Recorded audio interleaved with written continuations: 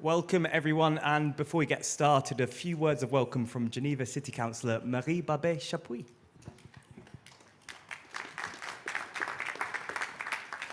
Mesdames, Messieurs, au nom des autorités de la ville de Genève, je souhaite la bienvenue à SailGP qui fait escale pour la première fois à Genève. On en est vraiment extrêmement heureux.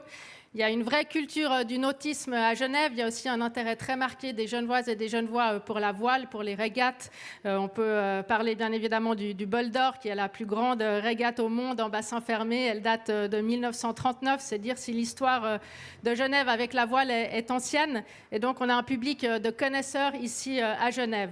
Et notre ville, notre canton travaille beaucoup pour attirer des grands événements comme SailGP. On a été particulièrement gâtés cette année avec l'Euro féminin de football et maintenant SailGP ce week-end qui permettent vraiment de renforcer l'attractivité de Genève et de montrer les beautés de la rade et de notre ville à l'échelle planétaire. Donc je suis persuadée qu'il y aura un très fort engouement pour cet événement ici à Genève. J'espère aussi qu'il y aura du monde sur les quais, à la fan zone, qui permettra aussi aux Genevois de regarder gratuitement les régates sur grand écran. Je crois que les Genevois aiment les belles compétitions, les compétitions uniques. SailGP en est une.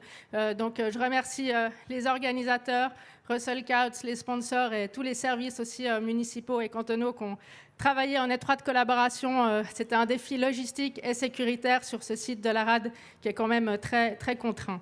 Donc, belle course à toutes et tous. Et si la Suisse est connue pour être neutre, vous me permettrez quand même un peu de chauvinisme aujourd'hui. Et on souhaite en tout cas plein succès à Sébastien Scheiter et à tout l'équipage suisse. Belle course à toutes et tous et merci encore aux organisateurs. Thank you, Madam Councillor, and good morning and welcome to the official opening press conference of the Rolex Switzerland Sail Grand Prix. Back again, I'm Alex Hoban, and it's my pleasure to be here today to officially start the long-awaited debut of SailGP here on the beautiful Lake Geneva. Tomorrow, the best athletes in the sport will meet again just days after Emirates Great Britain's win after a single day of racing in Saint-Tropez. It was lucky for some, but for others, it meant that they're feeling like they're running out of time as the championship and the sport's top prize of $2 million slips just out of reach. We have another sellout crowd this weekend here in Geneva, and if Saint-Tropez was about the speed, then Geneva is about strategy with tricky conditions and lighter breeze on the forecast. Before we dive in, a quick note for the media in the room. We'll be bringing up SailGP athletes for a brief moderated chat up here on stage before there'll be time for you also to ask your questions in a one-on-one setting just behind you in that corner of the room.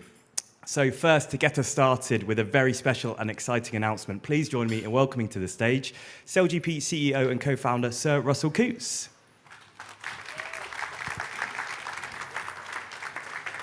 Thank you, Alex, and thanks to everyone for joining us this morning. Councillor, we appreciate your warm welcome. We're incredibly excited to be here in Geneva. And of course, an enormous thank you to Rolex, our title partner for this weekend's racing, and of course, our Rolex SailGP Championship. After 5 seasons, we're delighted to be bringing the Rolex SailGP Championship to your hometown. It's with great pleasure that I start this morning's press conference with an announcement we've all been waiting for, the confirmation of SailGP's 13th team, set to join the start line next year in Perth. As many of you know, the news follows a competitive global selection process which saw interest from all over the world.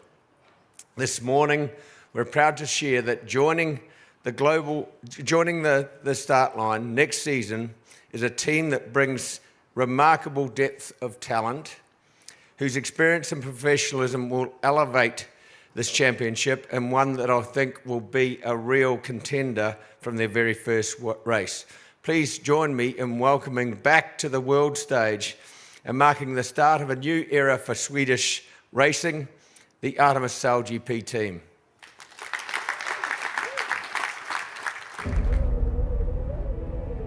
From the frozen north, a spirit awakens. Forged in water and wind, born of silence and storm. Etched across oceans, carried by triumphs, Her tale breathes awe and dread, and history trembles at her name.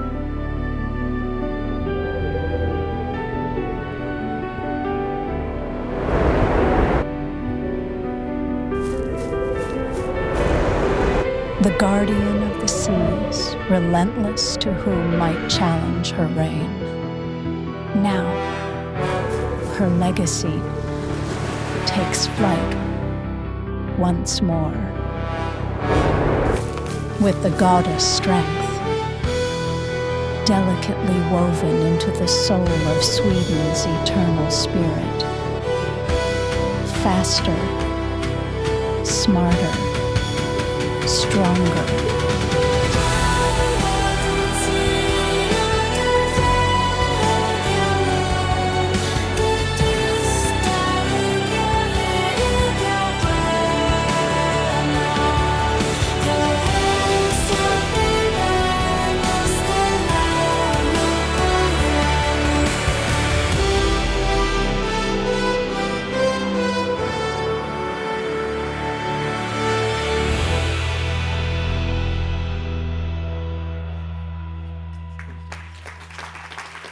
What a way to start the weekend. So for more on that, I'm joined by Artemis SailGP team CEO Ian Percy and man who is no stranger to SailGP stage, Nathan Outridge. Welcome, guys. Congratulations to you both. Starting with you, Ian, today is a new chapter for Artemis. So why now and why SailGP? Super exciting day. Great to be here. Yeah, I've watched SailGP develop over the last 5 years. I've had the pleasure of coming to quite a few events and seeing the growth of it. And I think that's probably the most important driver for Artemis's entry. Whenever Artemis has been involved in parts of sailing's events over the years, America's Cups, RC44s, I think one of the things that our owner Torbjørn Tonk has always cared about is that the sport becomes commercial and grows. And there's the reason for that is he truly believes the pleasure it's given him, given lots of his friends, and he realizes that the more we can reach people around the world, the more this amazing events can grow, the more likely we're going to get young children all around the world enjoying this amazing sport. It's great to have you on board. And Nathan, welcome back. While I imagine it was like pushing on an open door for you, talk us through the talks that led to your return. It's obviously an incredible situation we find ourselves in today to be back with the Artemis SailGP team. As most people know, I had a long history with the Artemis team, did 2 America's Cups and have a great connection with Ian Percy and Torbjørn. And when the idea got floated at the start of the year about the potential of being involved, I quickly told Ian that if Torbjørn's considering it anyway, I'd love to have the conversation. And so time's gone by over the year, and here we are today, putting the team together. So, incredibly exciting. For me personally, I was here at the very first SailGP event. I did 4 seasons in various capacities, and I've taken this season off to spend some time with the family, and I'm incredibly excited to be back for next season. And I understand you've come all the way from Tonga to be here today. Yeah, we picked up a cruising boat in Europe last year, and we've been making our way back to New Zealand for the best part of a year. And when I got the phone call saying, we're announcing in Geneva, you need to make it, logistically that's challenging. But yeah, I left the boat in Tonga, and on Sunday night I fly back to do the final leg back to New Zealand. And Tough life. Yeah, back to work. Well, we're glad you made it. Ian, Nathan is your first appointment and an awesome one. Are you having any other conversations at the moment? Yeah, they keep trying to call me the poacher at the moment. Yeah, look, coming in as a new team, it's one of the appeals of this is that the costs are kept under control. The whole thing is really viable, but that means there's not much training, which as a new team is challenging. We're unbelievably lucky to have an America's Cup win Olympic gold medalist who happened to have taken a year out. But other than that, you need to find experience. I think you can couple that with young, fresh talent, and certainly within Sweden, I think particularly on the female front, it's been clear from their Olympic success, there's a huge amount of talent within Sweden. And so I think it's that combination of experience and new talent means that Artemis can speak to some people, but at the same time be competitive with some really new, fresh faces as well. Any names you can share with us? No names. I do want to pause on that topic that you were talking about, though, with the value and athletes. How significant is the change in how contracts are valued in professional sailing? Well, actually, for me, it's been one of the most powerful signs that we're having these conversations about purchasing players. I mean, I grew up in England, and with the Premier League, it's over the news every year about all the rumours and the transfers. And I think the fact that sailing has grown to that point, that those conversations are happening, is a huge testimony to sailing and to SailGP. SailGP has elevated sailing to new audiences, which has caused new commercial value. The great brands we have behind me here mean that these conversations are happening, and it's a sign of it. So actually, I think it's fantastic. I think it's all part of the fun for the spectators, for me too, and I'm looking forward to that becoming a bigger part of SailGP, adding to the stories that we all read in the press. And I know you mentioned training, Ian. Nathan, obviously you are familiar with the SailGP learning curve. Do you share that confidence that Russell shared that Artemis can be competitive from race one? Well, that's definitely our intention.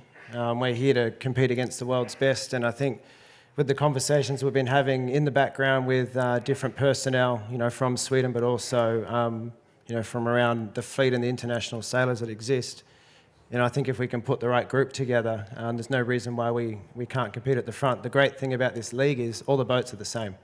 So it's about the people. It's about how you build a team, how you approach the racing, and that's fantastic. And that's why we see the racing look so good with different winners at all these events. We're not going to get a whole lot of training time from what I learnt in the last couple of days. Normally a new team will get a significant amount of training, but with the schedule being so tight, it's quite hard to actually get access to a boat, to get it on the water, to get some hours. So going to have to lean on some of the old experience we've got within the program, and hopefully we can start in a good shape come Perth. Well, best of luck. And obviously, final question for you here. Your thoughts on this weekend and the season ahead. Are we now in a 4-horse race, or can anything still happen? I think if anyone's ever watched SailGP knows anything can happen. Took a look at last weekend. It was incredible racing on the Saturday. And, we might have opposite conditions here, but that doesn't mean the racing's going to be any less exciting or challenging. So, I wouldn't be surprised if we see some upsets this weekend. Okay, well, thank you. We look forward to seeing you in Perth. Thank you very much, Nathan, and thank you, Ian. Okay, with that completed, I'm delighted to welcome our SailGP athletes to the stage. Racing at home for the very first time, Switzerland's Sebastian Schneider. Fresh off an Olympic win in Saint-Tropez, double Olympic gold medalist, Emirate Great Britain's Hannah Mills. 3-time SailGP champion, driver, CEO, and co-owner of the Bonds Flying Roos, Tom Slingsby. Representing France, Quentin Delepierre. And from Red Bull Italy, 2-time Olympic gold medalist, Ruggero Tita. Welcome. I'm keen to start with you, Seb. What are your thoughts on this morning's news? Yeah, super exciting news. Obviously, I know Nathan really well, so really happy for him. And it's a great person to have in the league, and also having Artemis part of the 13 teams now. It's really, good for us, good for everyone. You mentioned you know Nathan as an athlete and a leader. What do you think we can expect from Artemis in their debut season? Oh, I think they'll be right up there. I've heard some rumors, and I think their team is going to be really strong from the beginning, but let's see. Tom, there's a few ex-Artemis athletes in SailGP currently. We've got Paul Goodison, Ian Jensen, just for starters. Are rumours of poaching already swirling around the tech site? There are, and I just saw Perce and Nathan walk out. I think they've gone to get our guys while we're here and not guarding them. For sure. There's a lot of rumours going around, and I know they're having conversations with everyone, as you would. Ian Percy's unbelievable at managing teams and running teams. Talent attracts talent, and with Nathan and Perce leading that team, people are going to be very enticed to go with them. So, look, that's the game, and I loved to hear what Perce said about the sport is actually at a point now that people want to hear about this sort of stuff. Previously, that hasn't been the case, and now everyone's loving the sport so much. They want more and more content. They want to know the rumour mill. They want to know everything that's happening. And yeah, as you said, it's a testament to SailGP's growth. Well, 13 boats 13 F50s is a big change on an already busy racetrack. How big can it get before we need to think about maybe splitting the fleet or other format changes? Yeah, there's a bit of a discussion. Obviously, if we split the fleet next season, it would be 7 and 6 boats, uneven boats, and then you would have to come up with creative ways for the points to work to make that fair for everyone. I'm an advocate for putting 13 boats on the line. I think as the league's grown, if you asked me this a few years ago, I would have said probably not, but as the fleet's grown and everyone's got more experience and the boat handling's improved, I think that we've learned to manage these boats and we are getting better and better at that. And I think through processes of the race committee and race management, learning what we can and can't do in certain conditions and certain course geometry, I think we can make it work. So I'd be an advocate for putting 13 boats on the start line. And Quentin, what's your thoughts on that as well? Yeah, I think Tom is right. Like we need to manage the risk, and of course, sailing with 12 boats this season looks, yeah, the margin is really close. So yeah, I cannot imagine with 14. It's probably a good idea to try, as we did this year during the training, to split the fleets and see how it goes.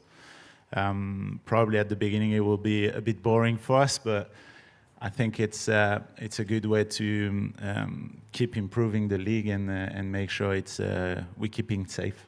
Thank you. And turning to you, Hannah, congratulations are in order. Has the win in Saint-Tropez sunk in yet? Yeah. Yeah, it sunk in on Saturday morning at 7:30 when we got a message to say racing was cancelled, and so we'd won. So that was obviously amazing position to be in. Obviously, we sailed amazingly well on the Friday to put ourselves in that place. But yeah, sometimes our sport, the weather plays its hand in fate. So yeah, great to take the win. As you mentioned, the weather helped, but Great Britain were the informed team during Saint-Tropez, and obviously quite strong in Sassnitz as well. With very different conditions here, can we expect your podium streak to continue? Hope so. I don't know, you know, as we keep saying, SailGP continues to throw curveballs for things to happen. Expect the unexpected is kind of always the motto, and as a team or any team, you're just trying to push to get off the start line, get to Mark 1, and see where you end up at the end of the day. Ruggiero, congratulations to you as well. You picked up your first race win last weekend. What were the celebrations like in Saint-Tropez of all places? Yeah, thank you. Of course, was great for our Italian team to get the first win in this league, and for sure, as a team, the momentum is growing, and we are in a great shape. So really looking forward to race this weekend. You're a double Olympic champion, but winning in SailGP is a new challenge. How big is this milestone, and what clicked for Italy that maybe wasn't there before?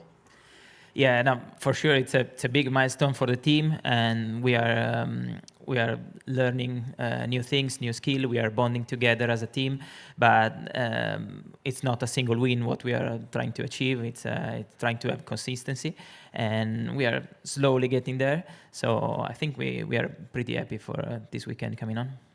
Congratulations again. And day two's weather was less fortunate for others. Quentin, you needed momentum at home. What was your reaction to the news that Saturday was cancelled?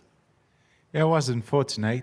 Yeah, it's even worse when you have all your sponsors at home and all the fans, but it is what it is. I think at the end it was a good call because the forecast was not really good. So we experienced in the past some big crisis looking for thunderstorms. So I think it was a good decision, and yeah, a bit unlucky, I would say. And it's one of many challenges that you've had this season outside of your control. When you look at the ups and downs, how do you reflect on the year that you've had? And is there still a chance for France in the grand final? Yeah, it's been a difficult season.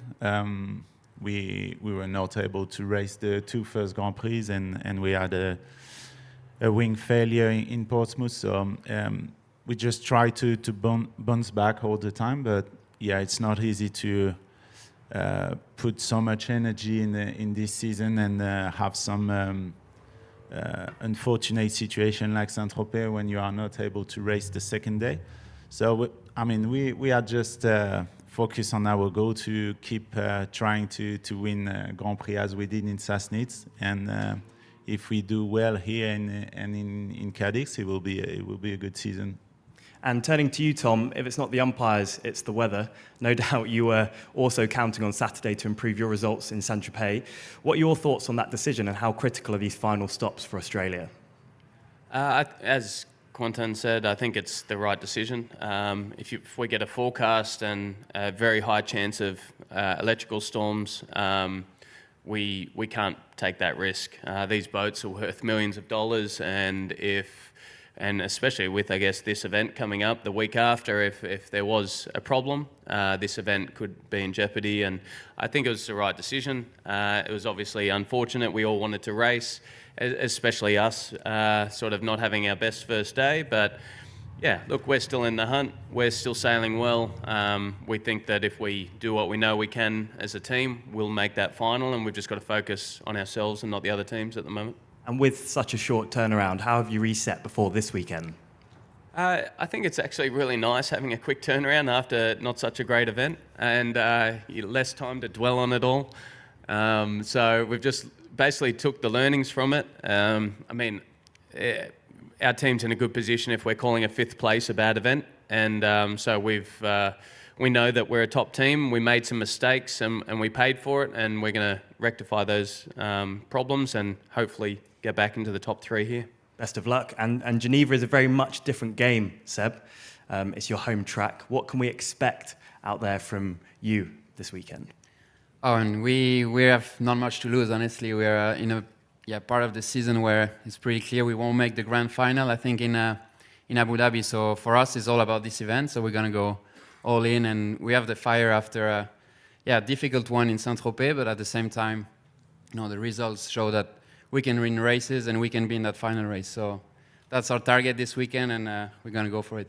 And Geneva is the only freshwater venue on the calendar. Does that make a difference? It does a little bit. It'd be interesting to see after today. I think Tom will have maybe more insight after sailing yesterday. We were very jealous of seeing the Australian boat on the water doing some laps already, but it should be nice. I think we might have to sail a touch faster to take off, but then the speeds could be higher. But then it also depends of the wind speed. But the forecast looks good for the weekend. It should be quite some shifty breeze, so quite dynamic racing. So it will be exciting for everyone. And Tom, for the first time, the full light air T-foils and rudders package will be available. We saw you get some time out there testing yesterday. What can we expect in the lighter breeze? We were the fortunate team who got to go out and test some new foils yesterday. Our boat has the fibre optics and the sensors in the boat to measure the loads of the foils, so we were the lucky team that got to get out there. Honestly, I was so impressed with the new foil package. It's going to bring the wind speed needed to foil down. The manoeuvrability of the boats will go up. The boat performed the best it's ever performed in those conditions, so that's exciting. Moving forward, we've got these great foils to move forward to light air venues and have the comfort knowing that we're going to pull off some great racing and foiling. And with the forecast ahead, Hannah, who do you see as the team to beat in these lighter, more tactical conditions? Oh, it's a good question. I think any team can win always, but I think the Spanish have been notoriously strong in the lighter breezes, very sniggly around the race course, so there'll definitely be ones to watch. But I think, as we've seen throughout the season, any team's got a shot at the podium. And then finally with you, Seb, this is your chance to make a statement here at home. What would it mean to you to get your first event win here in Geneva? Yeah, I mean, it would be huge. I think already just being here for us, it's amazing. So, yeah, we're not going to think too much about winning. We're going to think really about, what we have to do to win, and we see how it plays out. But, I think it's the most important event for us of the season, so we're going to go all in. And we also want to enjoy it because it's going to come by super quick, and it's amazing to have this opportunity. Yeah. Well, we look forward to seeing you out there. But before we break for our one-on-one interviews, we're going to open the floor to any questions from our media guests in the room here in the audience. Any questions? Okay, well, thank you so much to all the athletes up here. Best of luck to you this weekend. We'll now invite the media to the individual stations just behind you over there for one-to-one interviews. And again, thank you for joining us. We will see you tomorrow along the water's edge.